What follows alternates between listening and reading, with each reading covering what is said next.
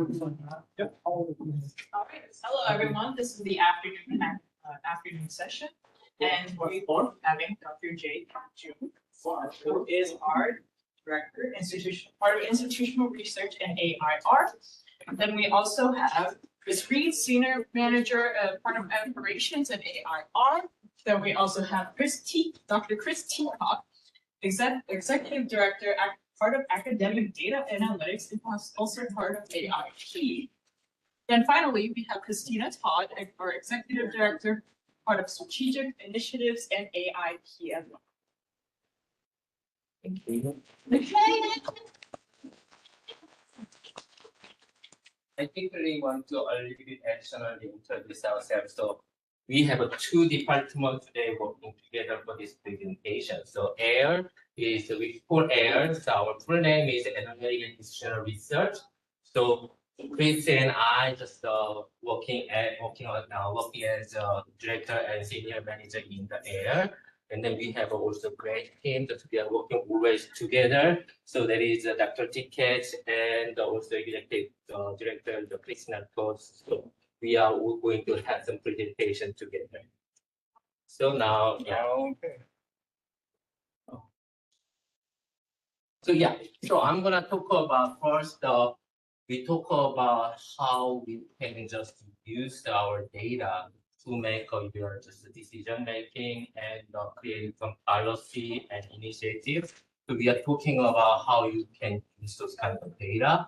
We also introduced about our department a little bit, what kind of the resources are available, and also we are going to provide some of the useful, just the examples, Power BI reports, so you can show, I can show that how you can utilize those kind of Power BI reports.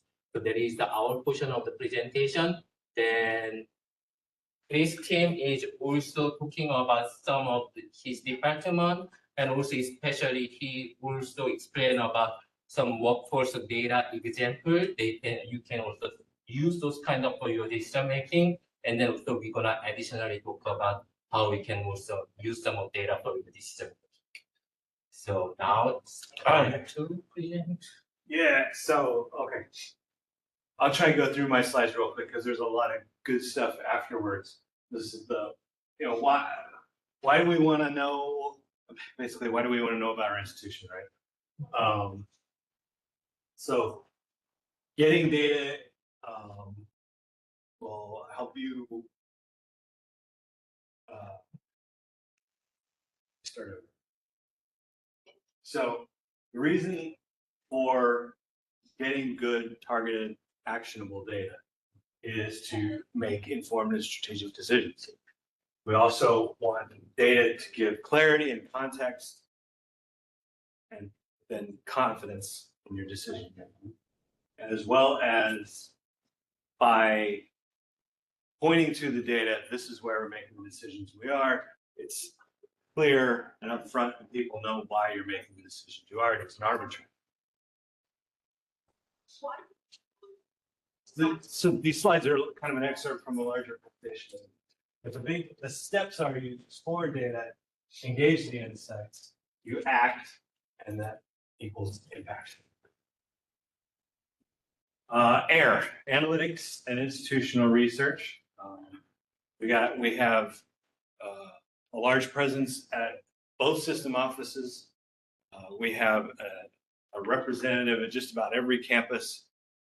We have a couple of openings right now, but they will eventually cover every single campus. What we do is we have access to the raw data. We collect, analyze, and report our institutional data. Generally speaking, almost always that's iStar data, that's campus solutions, that's the stuff that we collect through our business processes and students, courses. So our core functions, we have dashboards, we do ad hoc reports, so that's PDF or Excel. People can submit data requests. We take those, we take action on it, and we deliver. We also will consult about data, available data, how you might want to collect data, reporting options, as well as we do Texas Higher Education Coordinating Board, compliance, federal compliance, Department of Ed, which includes iPads, various other things. Our value to the institution, we have access to the actual raw data. We can tell you what it says. This is the source of truth. We have been entered incorrectly, but that's what it says. And then we're there to help the system, the campus, the college. Yes. So I can pull down stuff from Power BI, but is there any way I can get a hold of raw data to like do ANOVA design stuff with? Yes. Just trying- Yes, we have a data request. I have no data. From that. Yeah, it would be a data request there. We do get that often. People want to see the underlying data behind what they're seeing on a dashboard. Well, you know, I look at one thing at a time. Does this relate to this? Does this relate to this? But if I could get like a big question analysis, I could start to look at, you know, Now you're starting to talk his yeah. language. And I can start to look at where most of the variance is coming from Mhm. and parse it out a little bit. These guys all the time. So real quick, I'm already probably over my time. Data informed. So we want to explore data, engage data, act, and reflect on what we've noticed. We want to use it regularly. We want to make sure it's in context. That you're not. I mean, raw data is raw data. You want to turn it into information. And then of course, be clear about, I looked at it. I asked it this way, this is the context, here's what I'm seeing from that. We change the context, that might change the result, or what you believe you know. So, real quick, traits of the data informed. So you want to start with strategic questions. You want to foster inquiry, and collaborate with us. If you know you want to get to something, but you're not sure what's available and what we can do with it, but talk to us. You want to approach the data without your preconceptions. You can't go into it knowing what the answer is going to be. Context mentioned, as well as then you want to empower action. You want to have you'll have justification for the things that you suggest. So, asking good questions. So these things I already talked about. I'll skip over this because I know you guys want to get to the meat of the presentation. So basically start with what you need to decide on rather than deciding on the data you think you need that you're going to look at to come up with an idea. You want to explore it, not confirm. Again, that's the go into it with an open mind. And you want to engage your team. You want to then make sure you keep record of what you asked, what was reviewed, and decisions made. This includes, you're going to want data definitions. I haven't talked about that, but keep that in the back of your mind. Ask what that is if you don't know. All right. We'll get to the good stuff. So before I start talking about, yeah. Any questions? I'm sorry. I should ask that. I was trying to move too fast. Did I skip over something? I could go back to. By the way, I have a strong accent, so if you don't understand what I'm saying, please feel free to just raise your hand and ask me the question. So I'm gonna rephrase. So our report, so from our department, we produce the hundreds of the reports, so every year, right? So out there, already lots of the report out there. Most of the format is two type of the format of the report we produce. One of the report is the air portal. So air portal is dashboards. We also provide some of the more secure type of the data information, like a faculty or student level of the data is in there. So you can access the report, but based on your position and title, it is providing some different type of the report. So if you are faculty, So you can get some of the faculty student lost, and then your faculty success information is able to access through this error portal. So this is the link. So if you just click this one, and then if you just try to log in, if you have no access, always let us know. Just submit the request to access those error portal reports. Another report is a Power BI. So Power BI is a more customized type of the report. Most information is aggregate information. So as you know that if you see the reports, probably you cannot see the raw data set, but also it is allowed to provide some of the raw data set already Power BI is in there. So you can also submit the request, and then we can quickly work on just download those kind of database, and then just we can provide raw data for your further analysis like a regression or ANOVA, any kind of statistical analysis available through those kind of information. So let me a little bit give detail about the example. So this is the air portal report. So this is the what I can access. So we can see the all normal information. We can also access many different kind of the contact information. So if you are advisor, probably if you have access, possibly you can find out the context or contact information for the student who enrolled a certain semester.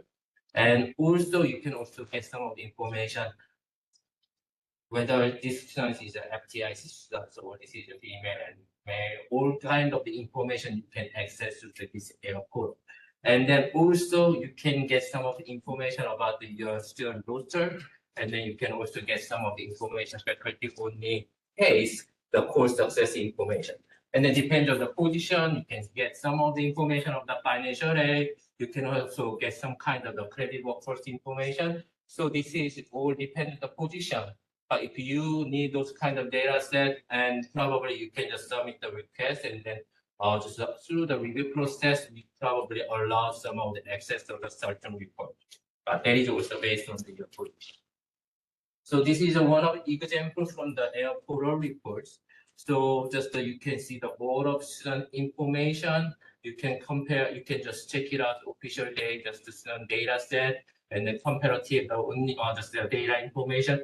This is a simultaneous information. So air portal is most likely whenever you click the button, that is we pulling the current data. So one of the benefits for getting those information is you can always get some of the up-to-date information for most of the case. So that is the air portal report. Today I'm going to talk about a little bit more detail about the Power BI. So have you already accessed this Power BI report before? Most of you, yes. Okay. So Power BI report, so this is interactive report. So we produce a lot of reports, and then you can just using the slicer, you can sometimes just check it out, look at some data more detail, many kind of questions we answer through this Power BI report. And then also we create sometimes if you take some of the advanced course based on your expertise, you can also create your own visualization as you want to see. Sometimes we can also provide more customized visualization based on your purpose and textures. And then, yeah, so you can try to check it out, many different kind of the Power BI report, and then find out some of the information. So I'm gonna just show some of the examples. Yeah, so first, always I remember that discovery.loans.edu, if you just type it in your web browsers, this is your first page of your report. So you can just have some your workspace, you can access some data. So if you are working at the North Harris campus, you should have a North Harris campus own workspace which you be able to access. You also access the air official type of the workspace. Depends on your request and then your position, you may access some different kind of the workspace, and then each of the workspace may have some different type of the report in there.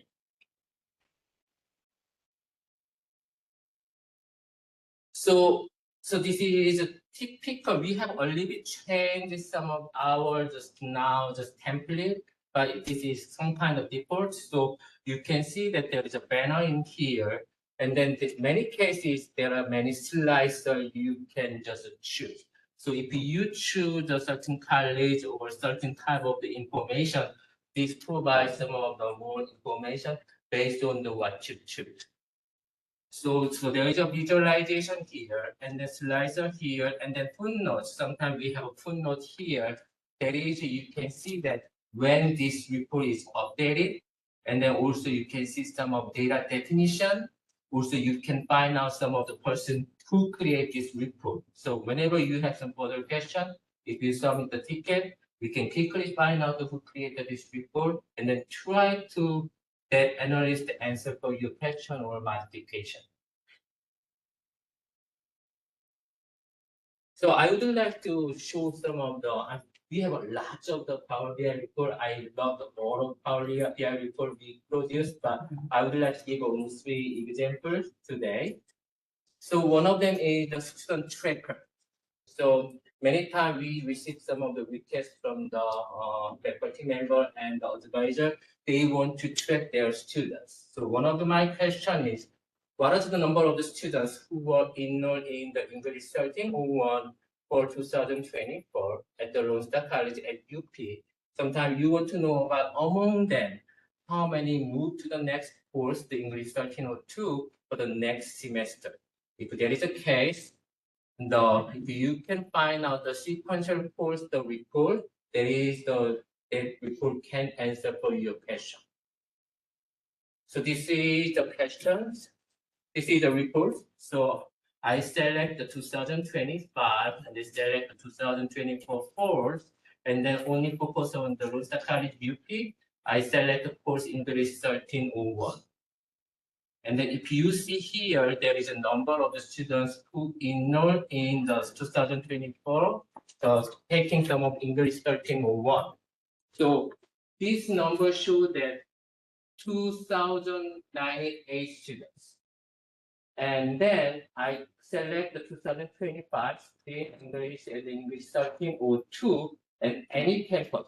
Among 2,098 students, you can find out that 1,364 students actually enrolled in the spring 2025 English 1302. And then next one is I select the same course and same information, but I want to only see that who received the ABC above. So this number also shows that among those 1,364 students, 1,211 students actually getting the ABC above. So those kind of answers you can find out through the student track. So how you can just change those kind of slicer, you can find out the many different kind of information. You can see that once finish some of the students or finishing the course, how they can keep moving for the next level of the course. You can see those kind of information through the students tracking information or their report. Yeah. So I'm familiar with this one. I like it. The number of students. Is there another one rather than looking at number of students? I could look at success rates. Yes. So it needs to be a little bit calculation, but just we know about this number of students at total enrollment, and this student is actually who succeed the course. So same as this one, there's the slicer. You can see here full success. Full success meaning you can if you select the yes here, you can see that among these students, how many students succeed in the English 1301. You can calculate the percentage score, and then you can just there is a little bit calculation is needed, but probably we can probably add the percentile of the success rate in here. But you can also use some different kind of report to check it out the success rate and completion. It says the QR code says that it's been deactivated. Is that? So if you click just click this one, you should put in the URL or just the ID information first. It just says this QR code has been deactivated.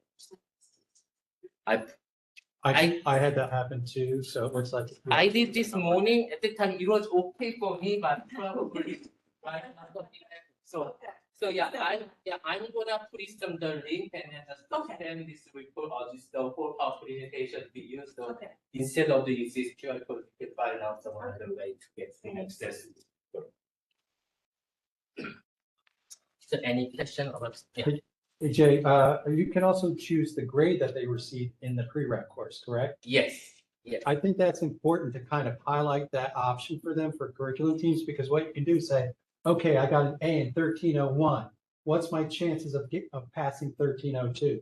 And look at the differences between those who got an A, a B, and a C in the prereq and how they did in the second course. So from a curriculum perspective, you're taking a look at it and you're like, wow. And I've looked at this and it's really prevalent in math.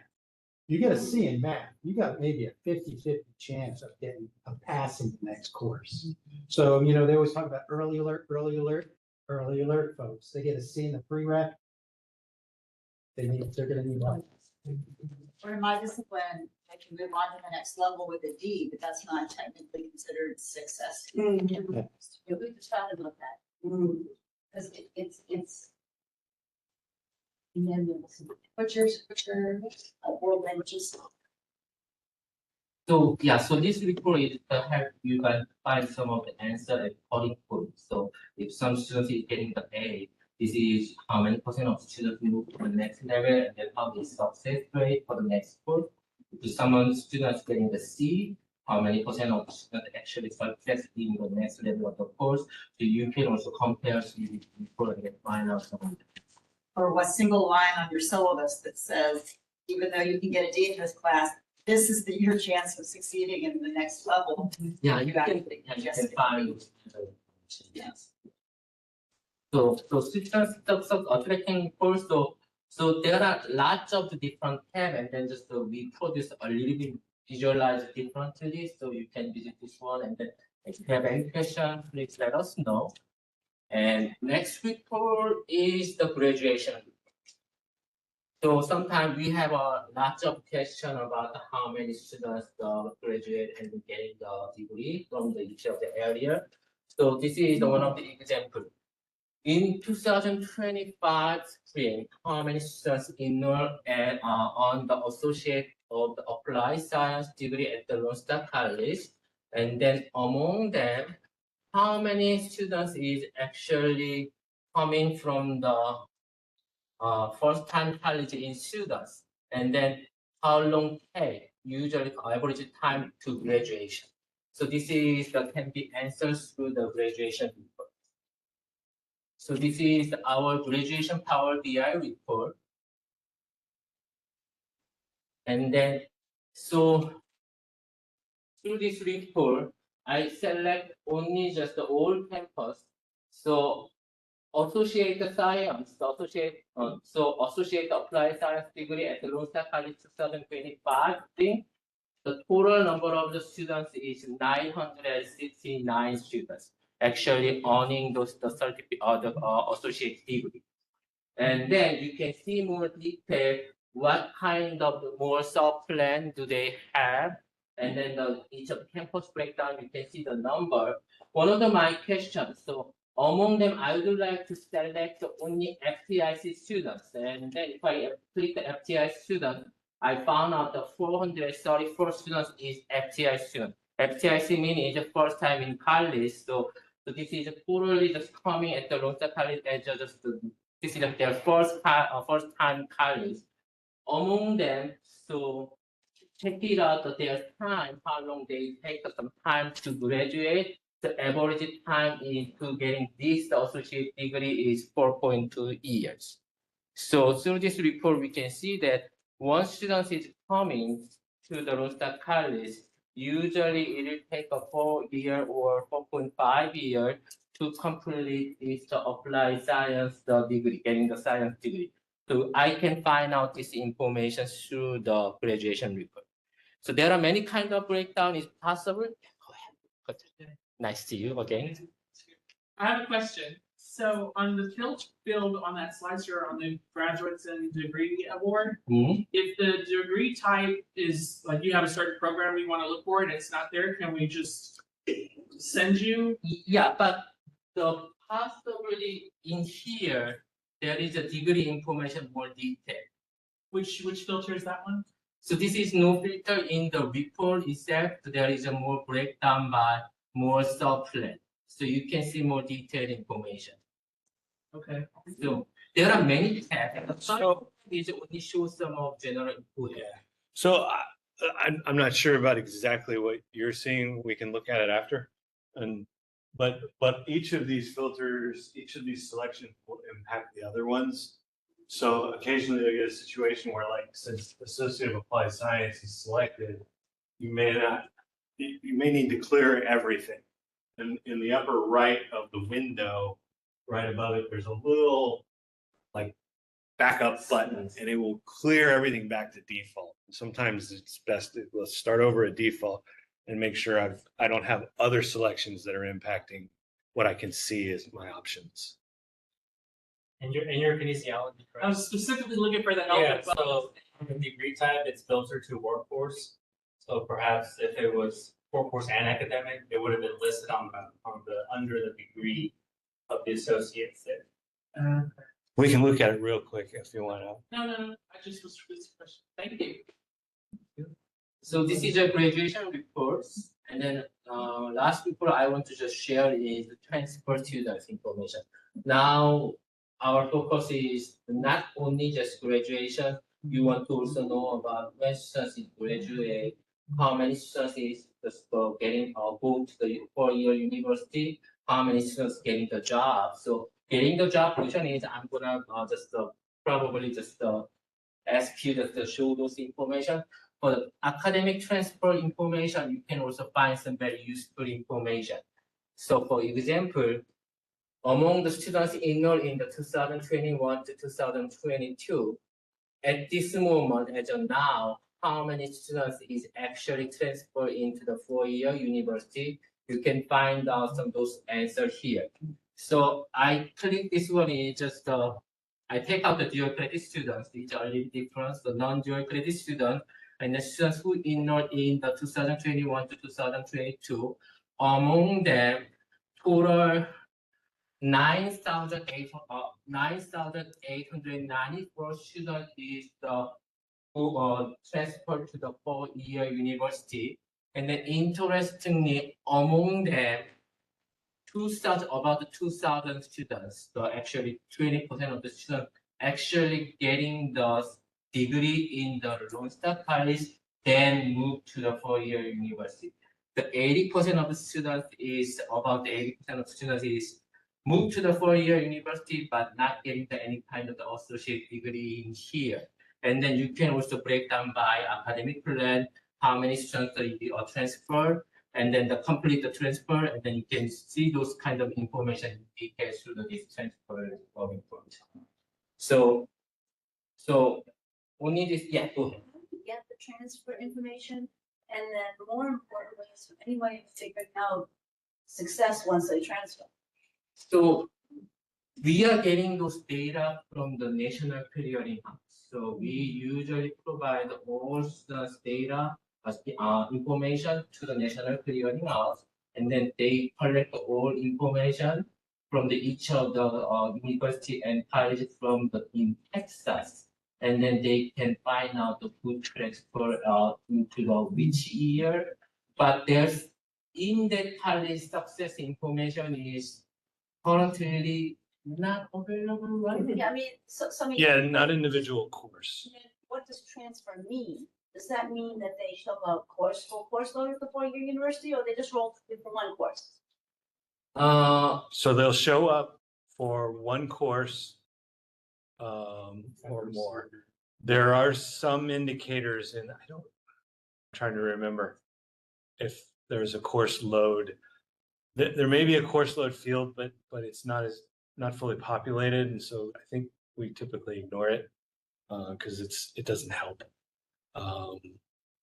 So what's in here is students that were FTIC at Lone Star, or they were Lone Star was their first point of enrollment? Because I get students that are enrolled both at U of H and Lone Star. Yes, so the first slice right here, where it says first transfer, those are students that are at Lone Star first, not necessarily FTIC Well, Yeah, I guess they- you would believe they would be FDIC, but we're not categorizing them that way. In the clearinghouse, we're first. And then they go somewhere else. And we're counting their first time if they show up at another school For any reason. for any reason. And they're not co-enrolled with us in that next term.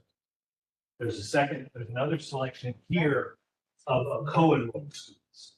So those are the students that show up at Lone Star, the clearinghouse, and another university clearinghouse in the same term. So if I had a student, for example, that started at a non-Texas school, public or private, and then bombed out and decided to come and start at Lone Star again, because mom and dad were gonna put the bill for the, whatever they're doing before, would they show up as a first time at Lone Star because you're only pulling out the Texas data? No, well, this is actually national. So, Okay. so national clearinghouse is but my understanding is correct. We are only collecting the university transfer information in Texas. No, all- this report has Okay. everything. So yeah, so all campus. But as We you just mentioned, send a lot of students outside the state. so as you mentioned that we are able to figure out this stuff is really FTIC student because we have also internal data about to determine the FTIC information. So I'm not sure. I expect that this So- is FTIC students. But that's what I was asking. Yeah, so Who starts out of state? the student would not be FDIC, Right, no. but they would, if they would be considered a new student. So you've seen our new continuing returning, they would be a new student. In this report, if they came to us and then went again to another university or maybe even back to the other one, that first transfer, we'll see them after us where they go next, regardless of what they did before Lone Star.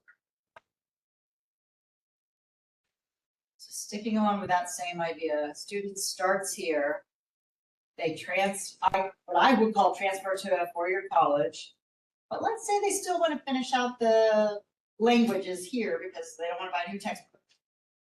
Then are they considered a transfer if they're taking classes at that new school as well as Lone Star still? So again, in this report, we can define it, we can set up the report Set it any way you anyway. want, right? But in this report, if that next semester they're only at the university, they would be in the first transfer selection. If they were at the university and they were taking an online class with us in the same term, they would be co-ed, which is a different selection. Can you do both? You can do both. So this is an example. I know that you have a lot of questions. Please check it out and give us the report. If you have any question, always contact to us and then we can explain about more detail. And then we can provide the detailed information. So check it out. If you check it out, just if you have access to the airlostar.edu or discovery.lostar.edu. So if you cannot access this report, yeah, you can just check it out. This is the link about to make you link to the submit the request to the X. So and then, sorry. No, I got it. So this is the data request process. So my recommendation, check it out, our portal and Power BI, review some of the available reports. Sometimes you cannot find some good answer from the report or you need the additional information. Always feel free to consult your college analyst. But if sometimes, even though you still need some more support or additional data, always you can submit a ticket to us and then sometimes we can do some of consulting. So we can also provide additional data. Sometimes you need the data, raw data from the Power BI. You can submit the data request and then we will be able to provide the information as you need. So that is the in general process of the data request. And then this is the other resource. So yeah, I'm gonna just share this PowerPoint slide. So whenever you need the additional air resource, please contact to us. And now I think it's time to get. Sorry, we just give up. No, we knew it. 10 minutes. It was all good stuff, Jay. Thank you. Chris, thank I you. learn every single time I see their presentation. Yeah. Hi, everybody. I'm Christina. We are a relatively new team, the Academic Initiatives and Partnerships team, led by Dr. Michelle Zook back there in our corner. And we all report up through the Chief Academic Officers group. And our team is kind of an amalgam of stuff that's interesting and useful for studying the academic workforce work here in the college system. And so in addition to the partnerships of things like dual credit and university articulation and alignment work, we have these initiatives. And for most of these initiatives, you need some deep data assistance. So our team has an academic data and analytics team led by Dr. Chris Tkach, and with Sunny Music and Chris Becerra here on our teams as well. And that team puts together a lot of the internal work and has joy of internal data and has joy of working with these gentlemen in AIR and the rest of their team. And we also do a lot of research using external data sources too. So we are bringing you an external data source for a potential data piece for your program evaluation and data work.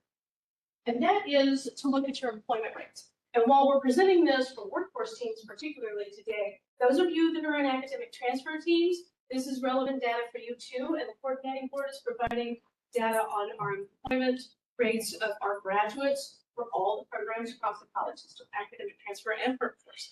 So it's always really important to know what the data is telling you and the sources and such of the data. So I want to give you a little heads up on the data team, the data resource that we're talking with you about today. And then Dr. Tkach is going to come up and talk with you about how to take these kinds of data sets and move it forward to a decision process, right? Okay, so the data tool that we're showing you today, and we have a handout that'll have a QR code and a URL, so trust I will pass that around as Dr. Tkach comes around. And so this tool that we're bringing you, talking with you today, is the Coordinating Board's Automated Student and Adult Learner Follow-Up System. Okay, that's an ugly acronym of a SOLFIS. And so in our team, we comically call that, Chris? A flat? They- Right? So, but this is employment rates for our graduates from our programs and for non-returners in our programs as well. So in this tool, note that you have to, when you go in, this is a partnership between the Texas Higher Education Coordinating Board and the Texas Workforce Commission. And so they're looking at unemployment insurance data sets and merging those with our graduates data sets and figuring out where our graduates are working. Thus employment rate. It's not perfect. It's the closest that we have so far. Spoiler alert, we're bringing you better data for one of our coolest initiatives for our G5 work, using some data sets of our own and across the state. So be looking for announcements of that in fall. Okay, so in this tool, the Coordinating Board's website will have you pull up one of the colleges. There's a system-wide option, and there's an option to look at each individual college within our college system. And then you pull up the data year. The data year is going to always be a couple of years old. That makes sense in this instance because our students have to graduate, and then they have some time to get a job, and then there's some data lag time to get it reported, right? And then you tell it if you want to look at a community college, or you can even look by region and such. This is what the data is going to look like. So in the data, when you pull it up, know that if you're academic transfer, you want to look for the section that says academic transfer. And then if you want to look for workforce, so scroll down the report to the section that says workforce. You're going to need to know some things about your program. You may call your program one thing, and the national taxonomy of programs calls it something different. So in this example, I know it's kind of tiny for your back rows. This is the Vet Tech program. It's titled Veterinary Animal Health Technology Technician and Veterinary Assistant. It sounds fairly similar to our Vet Tech title, right? You could guess your way to that. This one is titled Radio and Television, and that's our live entertainment technology program. So one doesn't necessarily sound like the other. You need to know your SIP code. That's a classification of instructional programs code. I'll have a URL on that handout here in just a moment. Or if you have done your program agenda item task for today, you've seen that we've given you the SIP codes, and you can always find that in Koali as well. This one is computer and information sciences general. That's where we put our programming and other pieces. And this is an IT. This is actually where we put cybersecurity. So again, the zip code titles are not always exactly what we call them. Sometimes you can make an educated guess, and sometimes they're just a little bit weird. It's going to give you some data that's a little bit out of the way that we normally think of employment rates. It's going to give you the employment counts for the students who are either a graduate or a non-returner or a total. That's a non-returner within the year. It's going to give you whether they are employed, whether they are enrolled in a higher education institution in the state of Texas, whether they are both of those. And so sometimes to get your totality of your graduates, you have to add this and not that, depending on what your data need is and what you're looking for.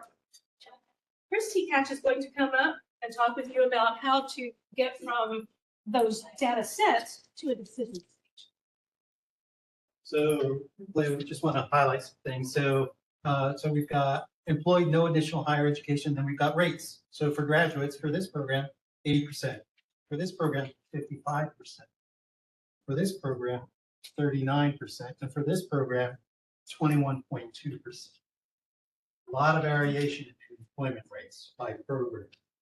So we're thinking that employment rates, when you're teaching your students, you're giving them all the competencies they need for the job, is one of those competencies getting the job done. And when we're looking at these different preferential rates, apparently one of the things that varies potentially by program is how much you're preparing your students for employment. Now, we've seen a lot of data, Jay gave you a lot of data, and then Chris talks about going from data to insight. So how do we get the data and go from insight to decisions to acting? And so I like to present things as almost like question prompts, and these question prompts that I'm sure you have, and these questions that you post to each other in your curriculum team day meetings, etc., are similar. So what is the desired student outcome? So if we just use, for example, employment rate as a potential example, so what's the outcome that you want for your students? All right, let's use employment rate as an example, but the same thing would hold true for the academic side for transfer rates. What are the key knowledge and skills needed for a successful outcome? So to get a job and to know this competencies, what do they need to know? And then map that. So we can spend a whole day on curriculum mapping, but basically what you're doing is identifying, it's like map where the knowledge and skills can be taught. So you want to know by which course, when in the student's academic career, or by whom. Potentially it might be taught in an internship. Okay? So this is rather open-ended. So what's important? What do they need to know? Where can they be taught it? And then this is the part that really gets into the insight and decision-making aspect, and that is which one of these are most important? Which knowledge and skills are most important for them to obtain mastery in employment rates and get a job? So you would basically rate it. Now, sometimes you can have a mathematical formula for it and a regression analysis. You know, what predicts the employment rate? You know, you would have a coefficient, a correlation coefficient, etc. Other times, though, you can know you guys are subject matter experts. You could rate it potentially and say, this is really critical. We rate this as 4. They need to know this in order to get a job. If they don't know Indeed.com, that's probably going to be a problem. If they don't have a good resume, they don't know how to interview, they don't know how to prepare for interview questions, they don't know how to dress, all these different things. These are different things that they need to know, the competencies, but they vary in importance. Okay? So you rate the knowledge and skills as to importance, and then you also rate your implementation of the teaching of these critical competencies, which are most implemented, which do you feel are fully implemented? And for that, you reverse code it. So where before was the high score, now 1 is the low score. 1 is the high score. So reverse coding. So in this instance, implementation 4, very low. Yeah, we don't do that. We're not teaching anybody about employment, like how to get a job. That would be 4. Versus, yeah, we got an internship, we taught that, we've got we're having them draft resumes, we're doing fake interviews, we're doing AI interviews. Nowadays, you can do an interview on an AI.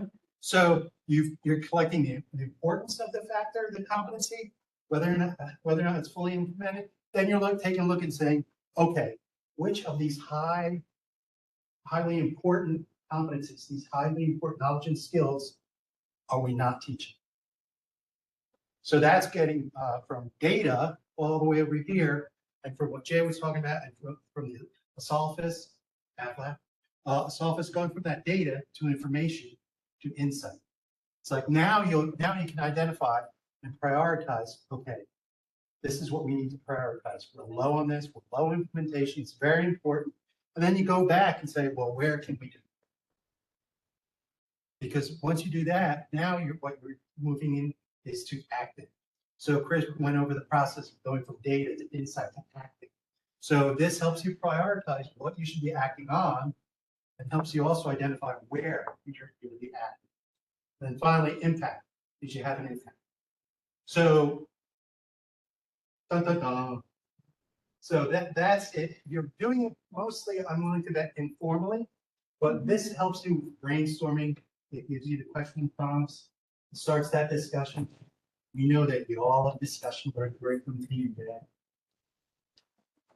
Questions, thoughts, insights. This can be a whole workshop all day long, but we did 3 minutes. Yes.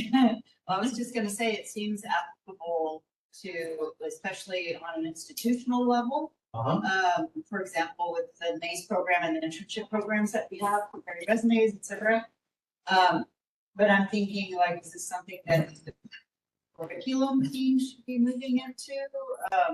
I know personally, I say, okay, class is over, but the next 2 minutes, I'm gonna talk about how to ask a professor for a reference letter, which is not official, it's not part of the curriculum and things like that. So are we thinking about, especially since our funding is now supported in part by getting a job and following a career later, is this something that we're looking at college-wide to start in a broader way? Or I guess these are just baby steps, right? I would say baby steps, but I mean,